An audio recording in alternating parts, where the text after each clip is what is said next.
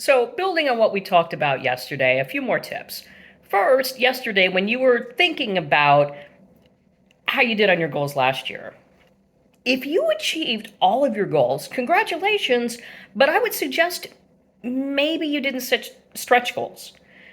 We tend to set goals that some of them may be hard, may require a lot of work, but they're not really truly stretch goals, right?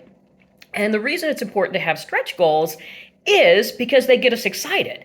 They're inspiring to us. And when they're big enough, they will also draw other people to your cause, to your goal to help you.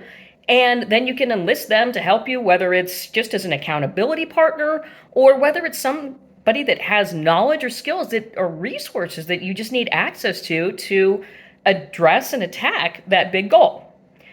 The second thing is, how many goals did you set last year? I would suggest the elevator approach. If you're in an elevator and somebody asks you, hey, what are your goals for this year? A not so satisfactory answer for both of you would be, hold on a second, I'm going to need to get my spreadsheet out because I've got about 20 goals. No, if you got a lot of goals, it's harder to stay focused on all of them. It's also harder, to the previous point, to enlist others to help you. If, however, you can say, I'm going to create, I'm going to connect, I'm going to collaborate, or whatever your goals are, you should be able to quickly explain them to others, list them, and be able to keep track of them pretty easily. And part of that, too, that enlisting others and the bigger goals is the fun part. When you have a long slog ahead of you, you first of all want to break these large goals into smaller goals, milestones.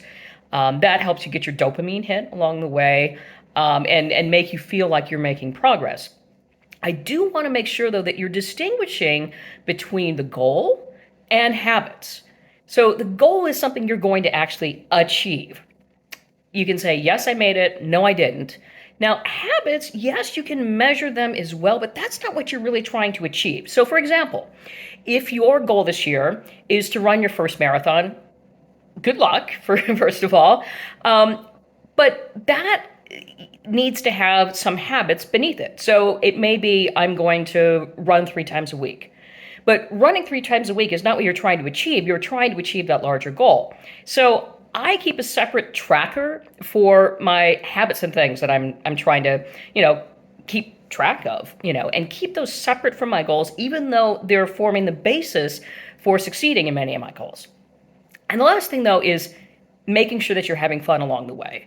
With these long goals, these big goals, even if you have those milestones built in, there can be a tendency to get kind of down in the doldrums. But if you have some way where you've built in the sense of play that we talked about yesterday, it makes them more interesting, more engaging. And again, if you've enlisted others, when you have fun together with other people, you'll want to do it more and more and more. So, a few quick tips again. So, think about setting stretch goals, making sure you don't have too many goals, distinguishing between goals and the habits that you want to develop to support them. Finally, have fun.